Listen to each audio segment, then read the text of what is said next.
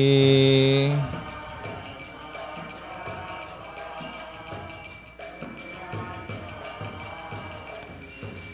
Krishna Balaram, Jaya Krishna Balaram, Krishna Balaram, Jaya Krishna Balaram.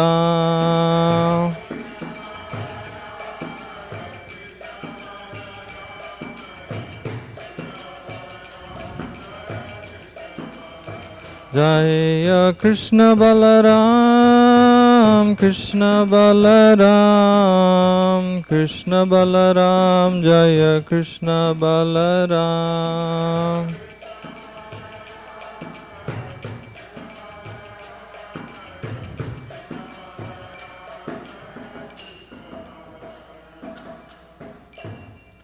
Jaya Vishnupad Paramahamsa Parijakacharya Ashtodha Sadashri Srimad Abhay Charnaravinda Bhakti Vedanta Swami Srila Prabhupada ki jai. Jaya Vishnupad Paramahamsa Parijakacharya Ashtodha Sadashri Srimad Srila Bhakti Siddhanta Saraswati Goswami Prabhupada ki jai. Granthara Srimad Bhagavatam ki jai. All glories to the assembled devotees. All glories to the assembled devotees. All glories to the assembled devotees. All glories to Sri Sri Guru and Gauranga.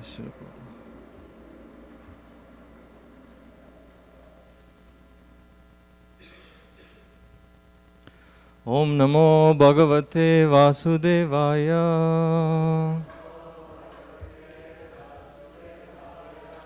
Om Namo Bhagavate Vasudevaya.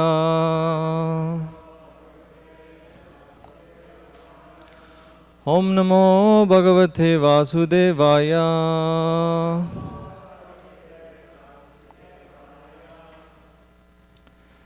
So I came across this beautiful explanation Prabhupada gave what it means Balaram. Prabhupada said Balaram means one who gives spiritual strength for enjoying eternal blissful life. So sweet, actually. This is the first time I came across this. So I wanted to say a few words in glorification of Balaram and then also read some pastimes of Balaram killing some demons. So in Ram Leela, Balaram appeared as Lakshman, the younger brother of Ram, and he was actually known as Ramanuja. That's what it means. The younger brother is called Anuja. So Ramanuja is the younger brother of Ram. But the Acharyas explain how he was given very, very painful instructions. Ram gave him like difficult instructions to follow, and he couldn't say no because Ram was his elder brother. So in the next incarnation, he wanted to come as the elder brother of Krishna. And he was known as Krishnagraja. Well, he was asked to build this funeral pyre so Sita can enter into it. And he asked Lakshman to banish her into the ashram of this saint. So there were many instructions. Like also, Lakshman couldn't stop Ram from going to the forest, so he had to just follow whatever, So in this incarnation, he was called Krishnagraja, elder brother of Krishna, Balaram. And this is, Balaram actually gives spiritual strength. Prabhupada was saying how there's an organization. There's this famous verse that explains Nayam Atma Balahinena Labhya, that without the spiritual strength, we cannot, without strength, referring to spiritual strength, we cannot grow spiritually, we cannot perform devotional activities. But they actually misunderstood that to be physical strength, this particular organization in India, and they would eat meat to get strength. Just see how, if you don't have a proper guru to explain things, then So this organization, they were eating meat to get strength. But this verse is talking about something completely different. So Prabhupada was also telling a joke how these foolish disciples got together, and one of them was suggesting they all eat beef. The disciples were having a meeting, and one of them saying we should eat beef, and the others were asking why. And this foolish disciple said, "Oh, Guru Maharaj said we should eat only things that are in the mode of goodness." So there is, the cow is in the most goodness, And then the other one suggested we should eat Guru Maharaj because he is in Suddha Sattva, he is in pure goodness. So Prabhupada was saying these are all foolish interpretations and disciples.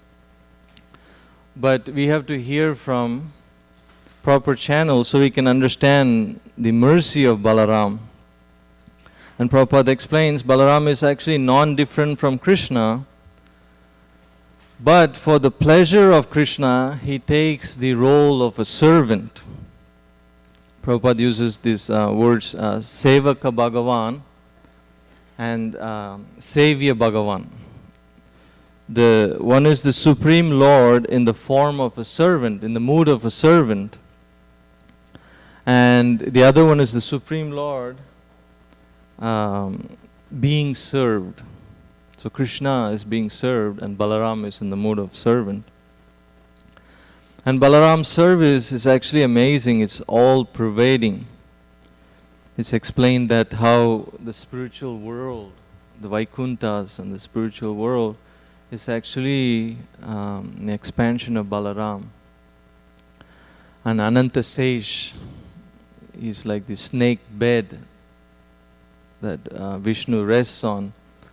And the clothes, Krishna's clothes and jewelry and bed and shoes and Brahman thread, these are all Balaram expands himself to give so much service and pleasure.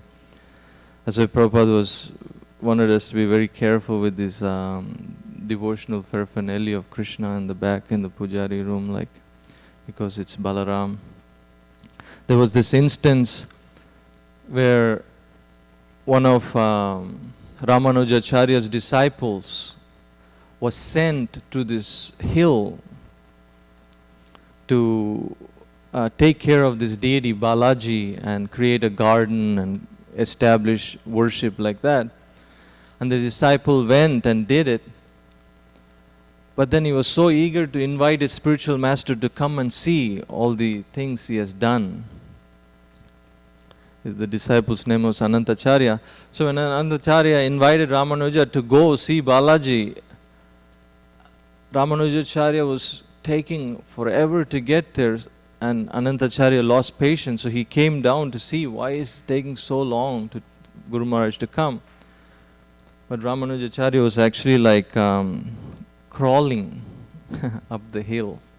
I mean, it takes 3 hours up the hill in a bus, and he was crawling to go see the deity. And the disciple came and said, Guru Maharaj, what's happening?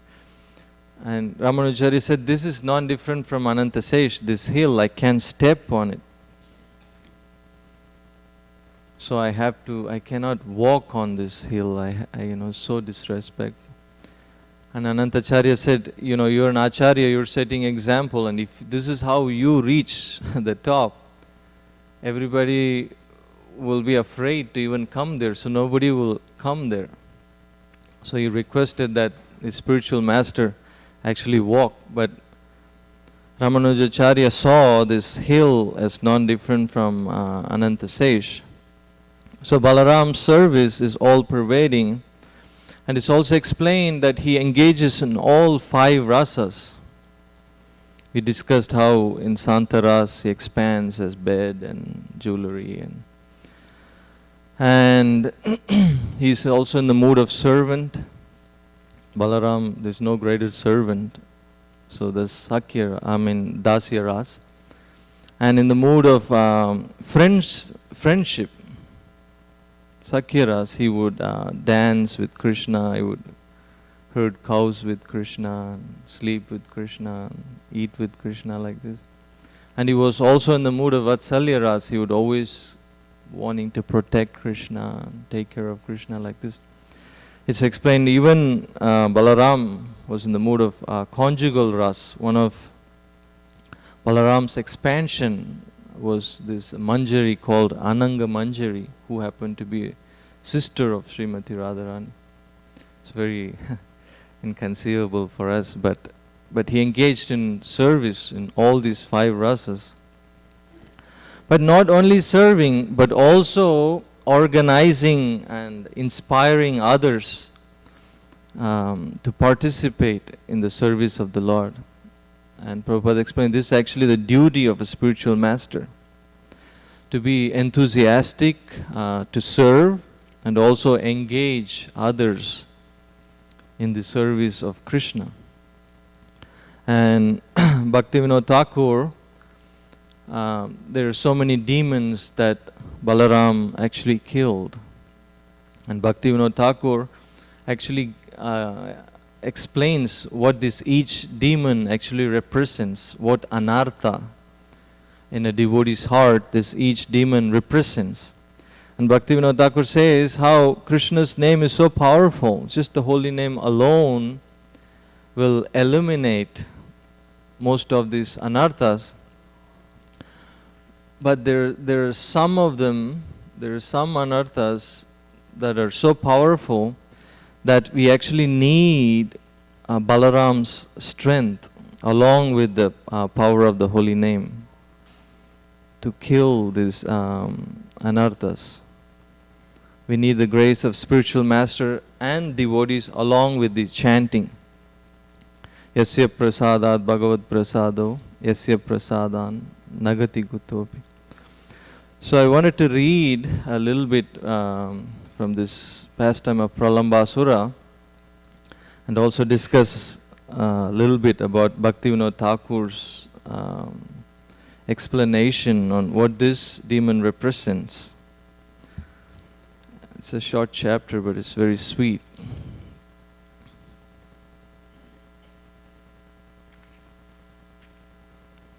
So this is chapter 18, killing the demon Pralambasura. After extinguishing the devastating fire, Krishna, surrounded by his relatives, friends, cows, calves and bulls, and glorified by his friends, singing, again entered Vrindavan, which is always full of cows. While Krishna and Balaram were enjoying life in Vrindavan in the midst of cowherd boys and girls, the season gradually changed to summer. The summer season in India is not very much welcomed because of the excessive heat. But in Vrindavan, everyone was pleased because summer there appeared just like spring. This was possible only because Lord Krishna and Balaram, who are the controllers even of Lord Brahma and Lord Shiva, were residing there. In Vrindavan, there are many falls which are always pouring water, and the sound is so sweet that it covers the sound of the crickets. And because water flows all over, the forest always looks very green and beautiful. The inhabitants of Vrindavan were never disturbed by the scorching heat of the sun or the high summer temperatures. The lakes of Vrindavan are surrounded by green grasses, and various kinds of lotus flowers bloom there, such as Kalara, Kanja and Utpala. And the air blowing in Vrindavan carries the aromatic pollen of these lotus flowers. When the particles of water from the waves of Yamuna, the lakes and waterfalls touch the bodies of the inhabitants of Vrindavana, they automatically felt a cooling effect. Therefore, they were practically undisturbed by the summer season. Vrindavan is such a nice place. Flowers are always blooming, and there are even various kinds of decorated deer. Birds are chirping, peacocks are crowing and dancing, and bees are humming. the cuckoos there sing nicely in 5 kinds of tunes. Krishna, the reservoir of pleasure, blowing his flute, accompanied by his elder brother Balaram and the other cowherd boys and cows, entered the beautiful forest of Vrindavan to enjoy the atmosphere. They walked into the midst of newly grown leaves of trees whose flowers resembled peacock feathers. They were garlanded by those flowers and decorated with saffron chalk. Sometimes they were dancing and singing, and sometimes wrestling with one another. While Krishna danced, some of the cowherd boys sang and others played on flutes. Some bugled on buffalo horns or clapped their hands praising Krishna. Dear brother, you're dancing very nicely. Actually, all these boys were demigods descended from higher planets to assist Krishna in his pastimes.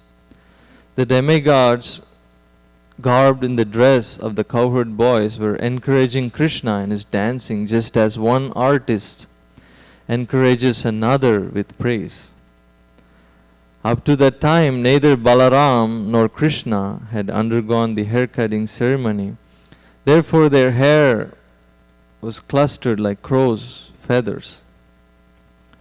They were always playing hide and seek with their boyfriends or jumping or fighting with them. Sometime while his friends were chanting and dancing, Krishna would praise them. My dear friends, you are dancing and singing very nicely. The boys played at catching ball with fruits such as bale and amalaka. They played blind man's bluff, challenging and touching one another. Sometimes they imitated the forest deer and various kinds of birds. They joked with one another by imitating croaking frogs, and they enjoyed swinging underneath the trees. Sometimes they would play amongst themselves like a king and his subjects.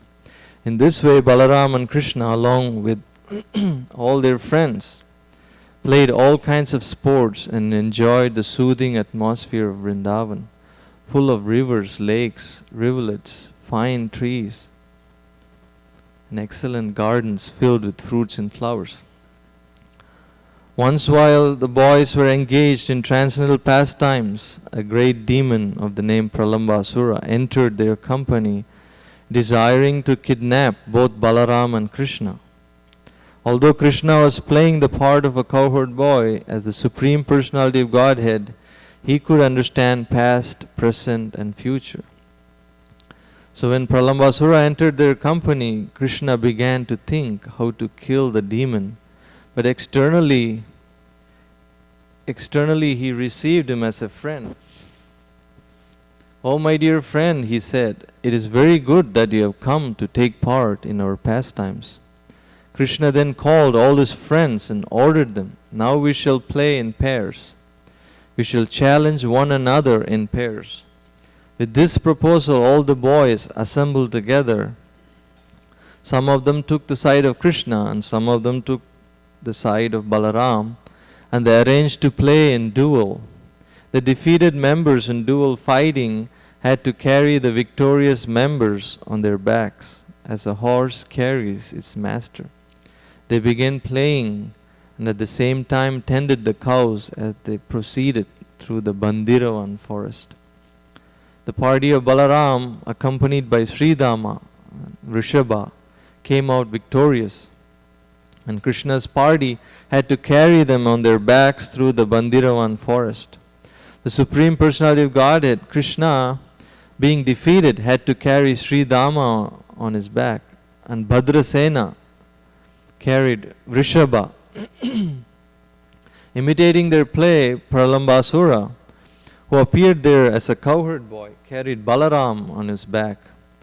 Pralambasura was the greatest of the demons, and he had calculated that Krishna was the most powerful of the cowherd boys.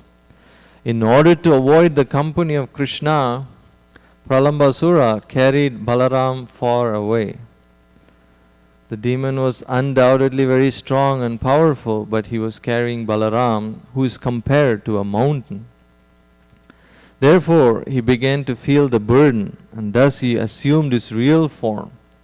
When he appeared in his real feature, he was decorated with a golden helmet and earrings, and looked just like a cloud with lightning carrying the moon.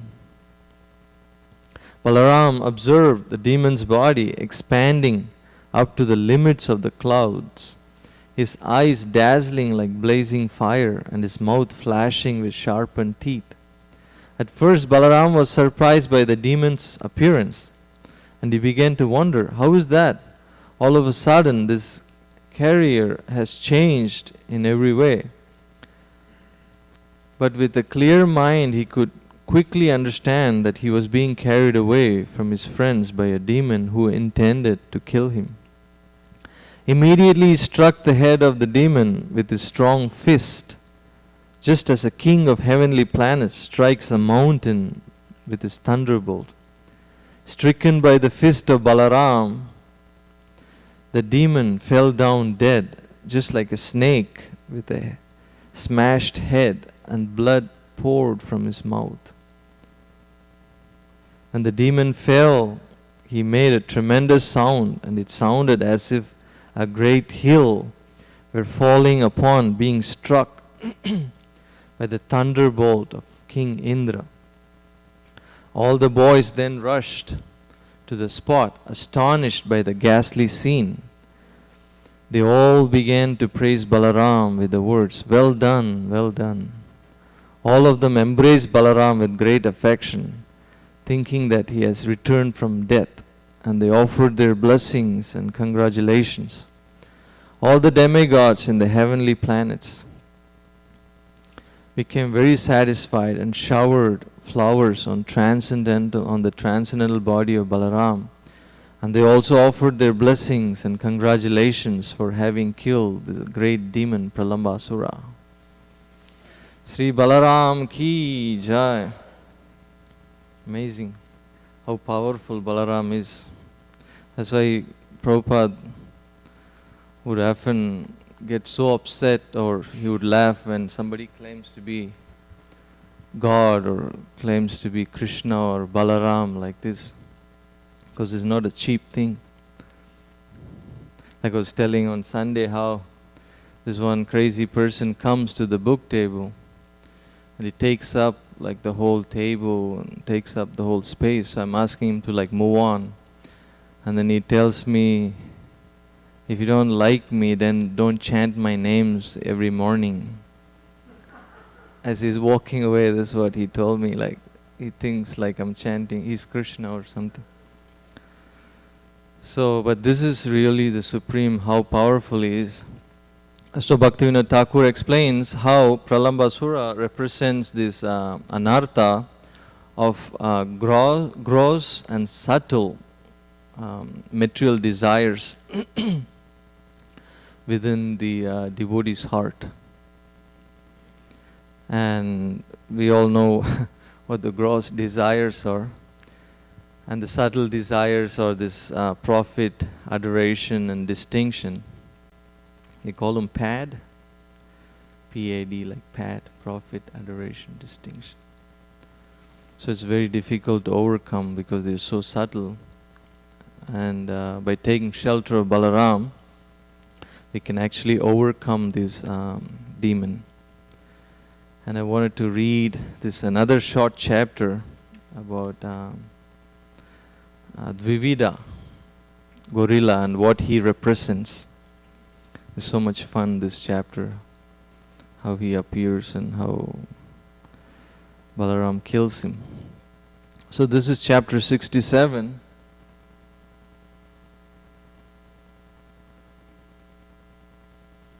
Chapter 67, chapter entitled The Deliverance of Dvivida Gorilla.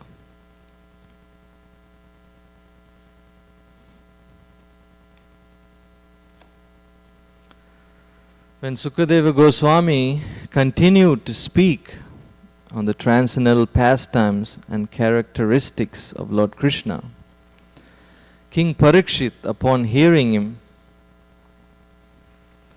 became more and more enthusiastic and wanted to hear further. Sukadeva Goswami narrated the story of Dvivida, the gorilla who was killed by Lord Balaram. This gorilla was a great friend of Bhaumasura or Narakasura, who was killed by Krishna in connection with his kidnapping 16,000 princesses from all over the world. Dvivida was the minister of King Sugriva. His brother Mahinda was also very powerful gorilla king. When Dvivida gorilla heard the story of his friend Bhaumasura's being killed by Lord Krishna, he planned to create mischief throughout the country in order to avenge the death of Bhaumasura. It's amazing, Dvivida,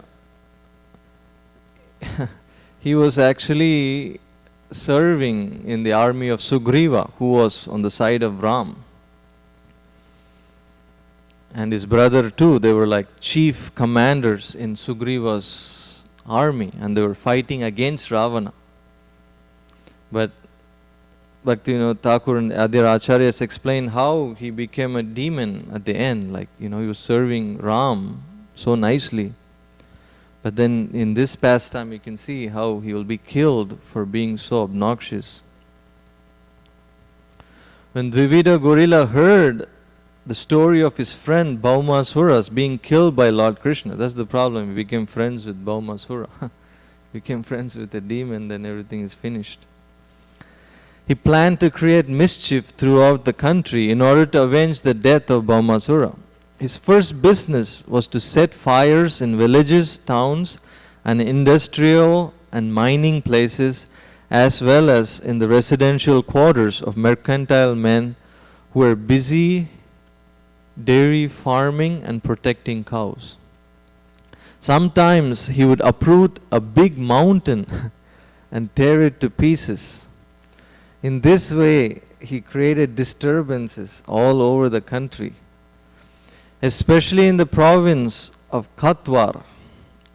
The city of Dwaraka was situated in this Katwar province, and because Lord Krishna used to live in this city, Dvivida specifically made it his target of disturbance. Dvivida was as powerful as 10,000 elephants. Sometimes he would go to the seashore, and with his powerful hands he would create so much disturbance in the sea that he would flood the neighboring cities and villages.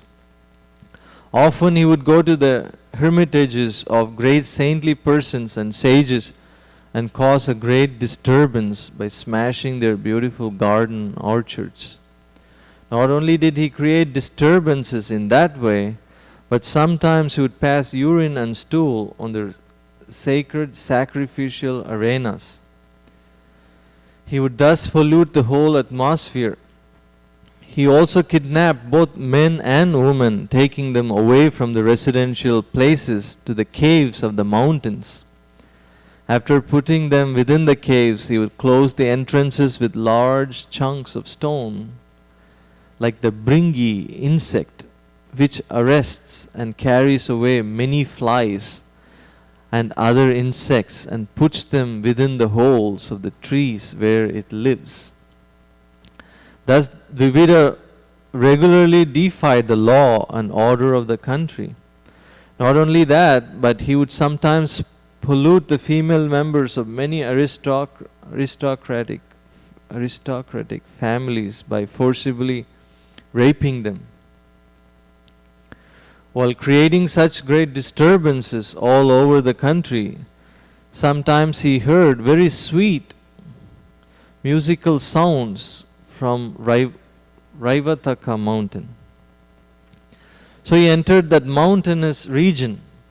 There he saw Lord Balaram in the midst of many beautiful young girls enjoying their company while singing and dancing. Dvivida became captivated by the beauty of Lord Balaram's body, whose every feature was very beautiful, decorated as he was with garland of lotus flowers. Similarly, all the young girls present, dressed and garlanded with flowers, exhibited much beauty. Lord Balaram seemed fully intoxicated from drinking the Varuni beverage, and his eyes appeared to be rolling in drunken state. Lord Balaram appeared just like the king of the elephants in the midst of many she-elephants. This gorilla by the name Dvivida could climb up into the trees, jump from one branch to another. Sometimes he would jerk the branches, creating a particular type of sound, kila, kila, so that Lord Balaram was greatly distracted from the pleasing atmosphere. Sometimes Dvivida would come before the woman and exhibit different types of caricatures. How do you say this? Caricatures. By nature, young women are apt to enjoy everything with laughter and joking. And when the gorilla came before them, they did not take him seriously, but simply laughed at him. However, the gorilla was so rude that even in the presence of Balaram, he began to show the lower part of his body to the woman, and sometimes he would come forward and show his teeth while moving his eyebrows. He disrespected the woman even in the presence of Balaram. Lord Balaram's name suggests not only that he is very powerful, but that he takes pleasure in exhibiting extraordinary strength. So he took a stone and threw it at Dvivida. The gorilla, however, artfully avoided being struck by the stone. In order to insult Balaram, the gorilla took away the earthen pot in which the Varuni was kept. Dvivida, being thus intoxicated with his limited strength, began to tear off all the valuable clothes worn by Balaram and accompanying young girls. He was so puffed up that he thought Balaram could not do anything to chastise him, and he continued to offend Balaramji and his companions. When Lord Balaram saw the disturbances created by the gorilla and heard that he had already performed many mischievous activities all over the country, he became very angry and decided to kill him. Immediately he took his club in his hands. The gorilla could understand now Balaram was going to attack him. To counteract Balaram, he immediately uprooted a big oak tree. With great force, he came and struck Lord Balaram's head. Lord Balaram, however, immediately caught hold of the big tree and remained undisturbed, just like a great mountain. To retaliate, he took his club named Sunanda and hit the gorilla with it, severely injuring his head. Currents of blood flowed from gorilla's head with great force, but the stream of blood simply enhanced his beauty like a stream of liquid manganese coming out of a great mountain. The striking of Balaram's club did not even slightly disturb him. On the contrary, he immediately uprooted another big oak tree, and after clipping off its leaves, again struck Balaram's head with it.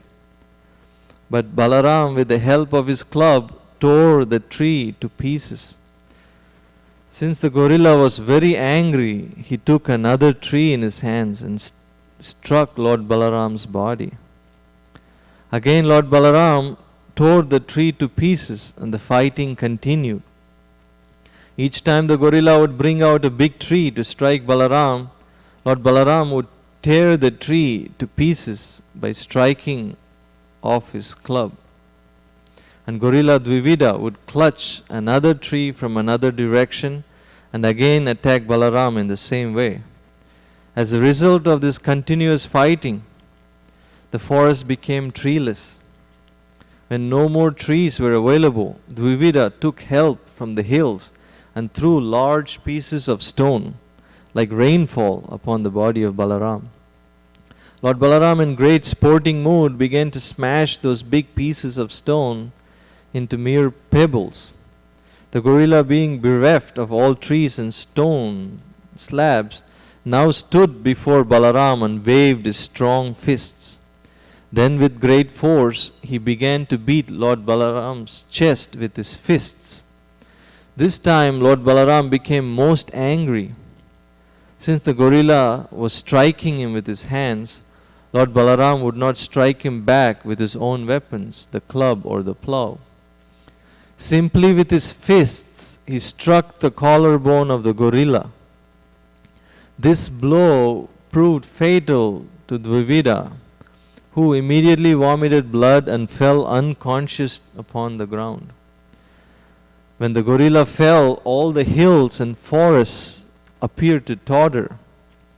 After this horrible incident, the Siddhas, the great sages and saintly person from the upper planetary system, showered flowers on the person of Balaram, of Lord Balaram, and vibrated sounds glorifying his supremacy. All of them chanted, "All glories to Lord Balaram." Let us offer our respectful obeisances unto your lotus feet.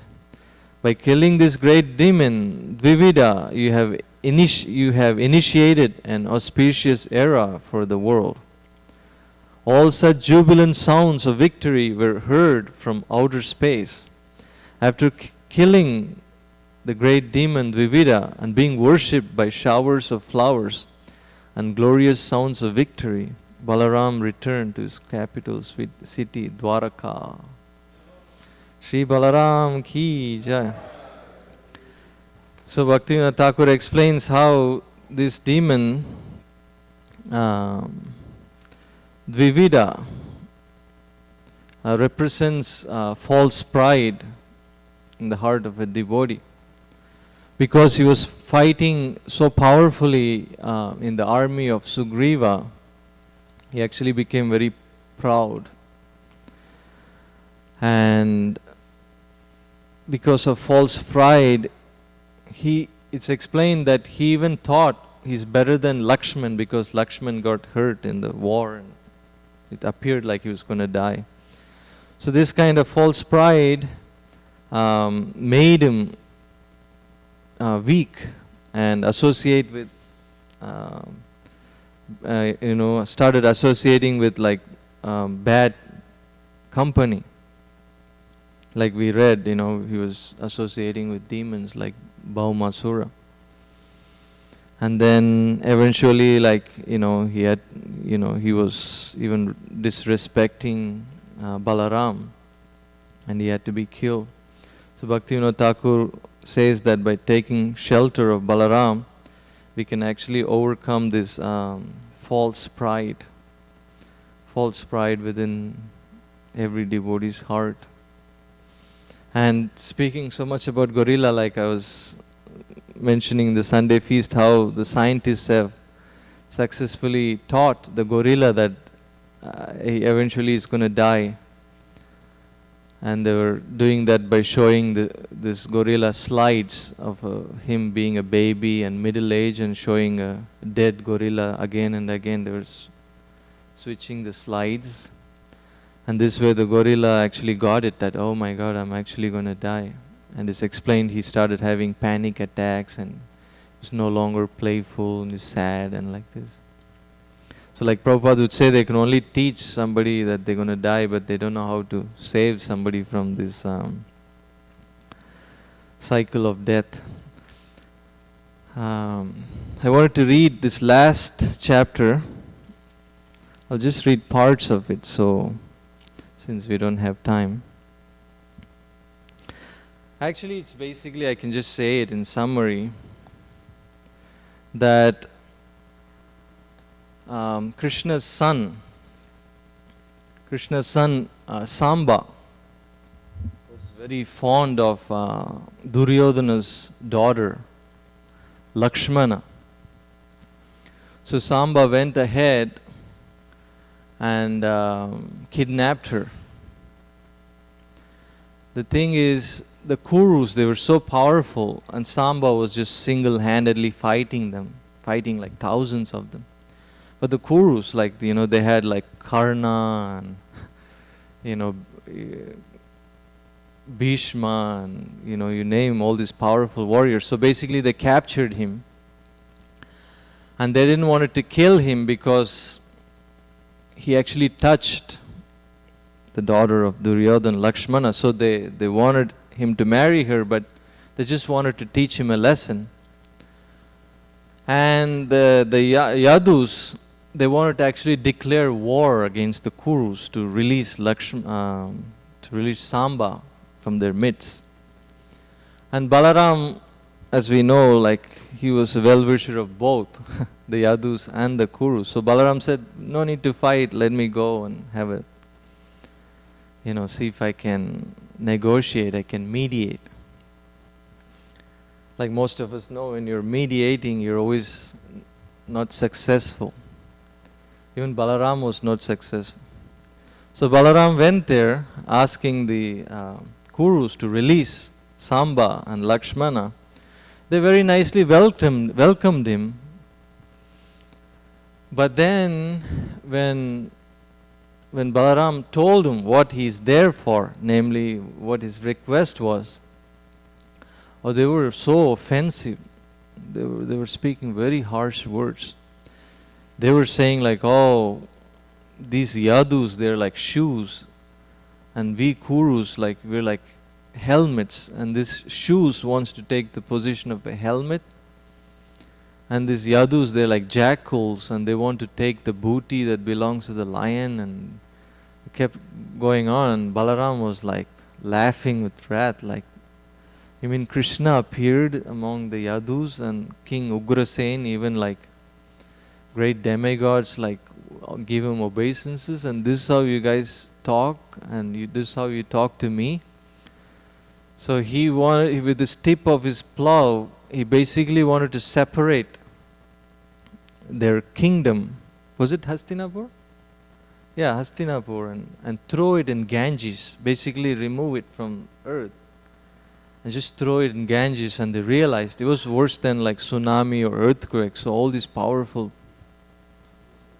Yamuna? Okay. Yamuna. So he wanted to throw it in Yamuna, and all these great personalities, realizing the power of Balaram, they came and fell at his feet and started offering all kinds of prayers. Oh, how you're in supreme goodness, you never get angry. Even if you get angry, it's only for our benefit. Please, forgive us, and we submit like this. It's a very beautiful pastime, talks about like Krishna's, Balaram's power and mood. So Bhaktivinoda Thakur explains this Duryodhan actually represents the misuse of free will of the living entity. Basically, Duryodhan knew what Krishna wants. He was very smart. He knew what Krishna wants. But he wouldn't want to use his free will to do what Krishna wants. He was so stubborn, and he was misusing his free will knowingly to go against what Krishna wants. So Bhaktivinoda Thakur says this anartha is, can be removed by taking shelter of Balaram. And that way we can voluntarily submit to the will of Krishna, to the desires of Krishna and desires of Balaram. And also when he was passing through this forest of Naimisaranya, because again Balaram didn't want to take any sides, because Balaram taught Duryodhan how to fight, the art of club. So the Pandavas and the Kauravas, they were both dear to him, so he didn't want it to be involved in, take sides. So he said the best way to, get out of this is to go on a yatra, so he went. And in Naimisaranya, he came across this Romaharshana. And we all know the story, how Balaram actually just took a blade of kusa grass and killed him. And the Acharyas explain how when Nityananda and Chaitanya came, they taught the same thing, right? Trinadapi sunichena tarorapi saisnuna amanina manadena kirtanya sadahari. Lord Balaram basically killed him because he was not giving, he was not free from false prestige, and he was not giving all respect to others. Or to speak of not giving all respect to the Supreme Personality of Godhead. Therefore Balaram killed him. And the saints and sages, they were like shocked. They were like, we just blessed him before he sat on the Vyasasan that he would have like, long life and all fortune, but you just killed him so untimely, and what do we do now? And Balaram said, I'll do anything. You want me to bring him back to life? And they said, no, it's okay, just empower his son. And they also requested him to kill this demon Balvala while he's at it. Can you do us a favor and get rid of this Balvala? And they told him, like, as an example, because whatever you do, people are going to follow. So you killed a Brahmana, you killed a saint, you have to go on all these holy places of pilgrimage. So Balaram went. So this is this pastime, it's explained how Balaram wanted us to learn this art of giving all respect to others and expect none in return. And the same Balaram who was so easily angered and upset and would chastise and punish when he came as Nityananda Prabhu. Radhanath Swami, I was listening lecture, he was explaining how the same kusa grass he used to kill Romaharshana Sutta, he put it in between his teeth, like straw in between his teeth, and fall at people's feet and say, please chant Hare Krishna. It's like a beggar. Anytime a beggar comes, it's not like he comes to give us anything. Usually he comes to ask us for something. But Nityananda Prabhu and Haridas Thakur, they would go and fall at the feet of people door to door and say, please chant Hare Krishna. They would ask, what do you want? You want roti or some rice? Or no, I don't want anything, just chant Hare Krishna.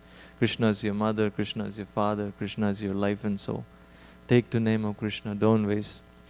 So much so, they said, what's the use? We are converting all these pious Bengalis to chanting Hare Krishna. If we can, convert Jagai and Madai, that's something.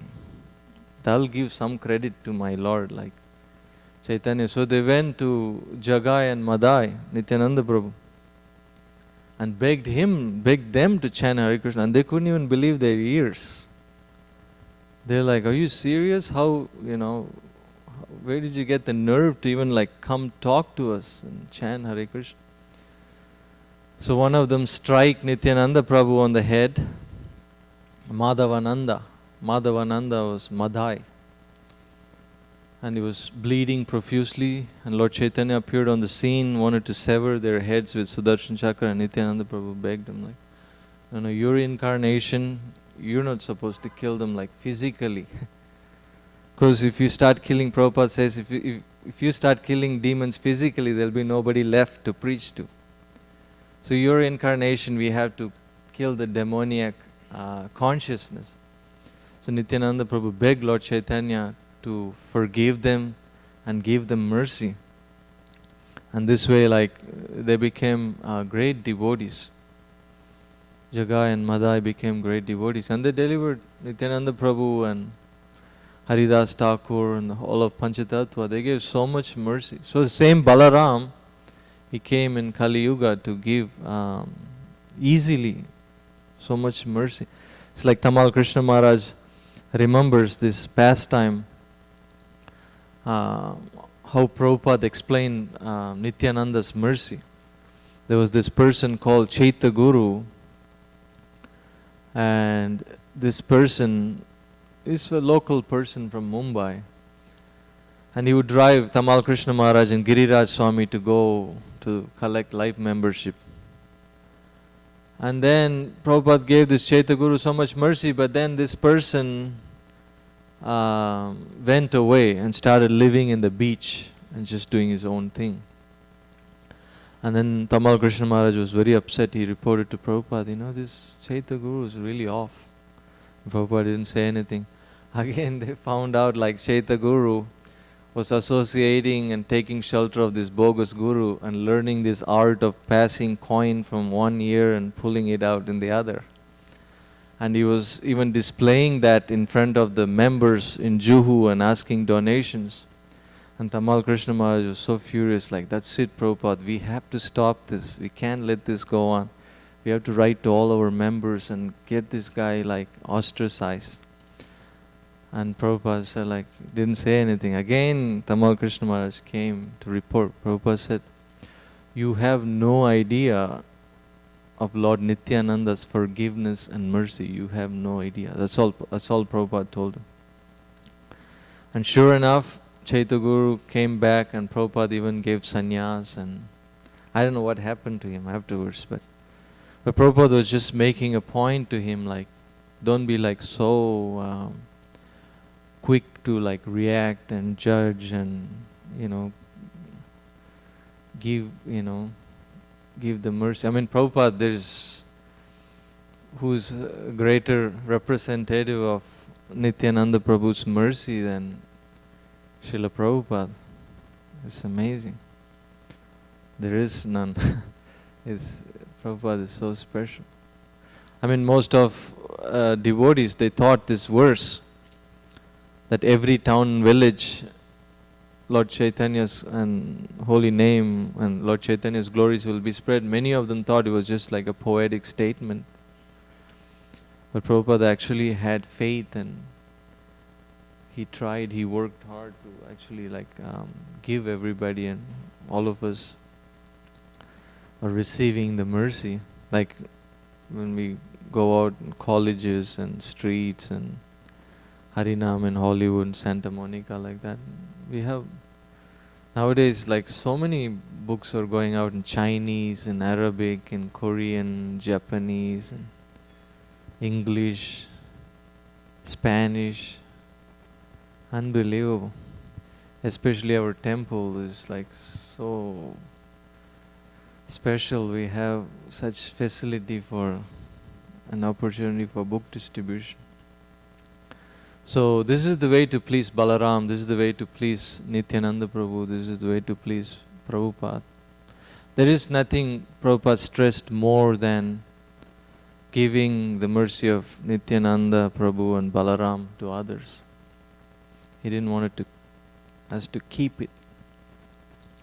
So by going out and reaching out and sharing these teachings, even if we can bring one person to Krishna, it's explained at the time of death, even if we can bring one person to Krishna, Nityananda Prabhu and Advaita Acharya, they personally come and chant Hare Krishna mantra in our ears. So I'm way over time. Should I stop? Jai. Sri Balaram's Appearance Day Festival ki Jai. Srila Prabhupada ki Jai.